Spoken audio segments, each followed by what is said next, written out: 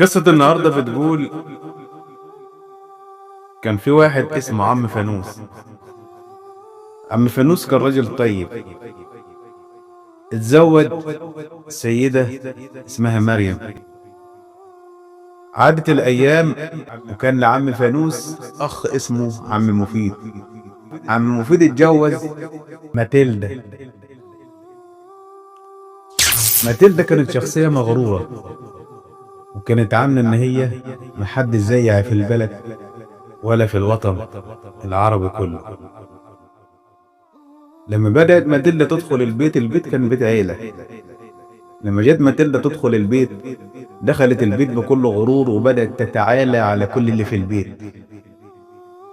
فطبعا التعالي سبب غيرة سلايف. بس الأيام كانت بتعدي والناس كانت بتعدي علشان مفيد وعلشان ما يحصلش مشاكل معاه. طلعوا الأخين سفرية، عم مفيد وعم فانوس،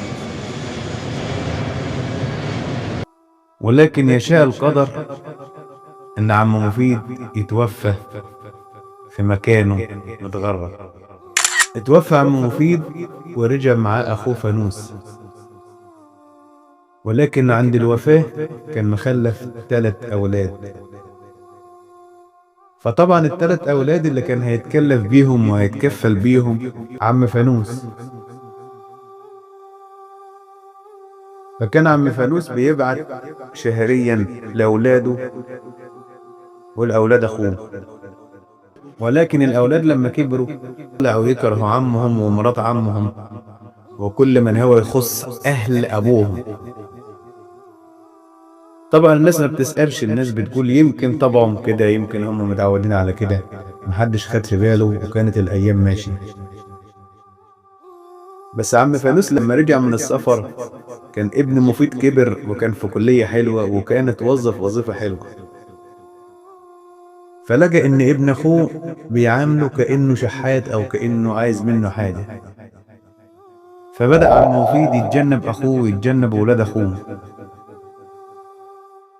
للأسف الشديد أمهم كرهتهم في أهل أبوهم وقالت لهم إحنا أهل أبوكم ما ساعدوناش في حاجة، إحنا كل اللي بيساعدنا من إخوالكم وخالاتكم، لا أعمامكم ولا أولاد أعمامكم ساعدونا في حاجة.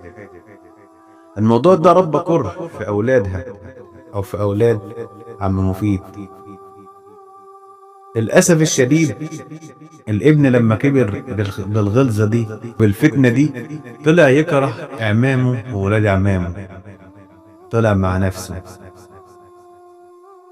يشاء رب العالمين والابن ده يصاب بمرض نادر في الدم. لما أصاب المرض أمه كانت بتبكي وكانت قاعدة تقول طب ده أنت سندي في الدنيا، أنت حبيبي بدل أبوك في الدنيا، وقاعدة تندب حظها. في الفترة دي كان هو اختصر أعمامه وولاد أعمامه وأعمامه وولاد أعمامه اختصروه، لأنه شخص مش سوي، شخص ما بيعرفش يعني إيه صلة رحم ومودة. كان الابن تعب، قاعد يدوروا على فصيلة دم ولقوا فصيلة دم نادرة. وخد المفاجأة الكبرى إن الفصيلة هي بتاعت عمه. راحوا طلبوا من عمه الدم، طبعا الابن كان في غيبوبة.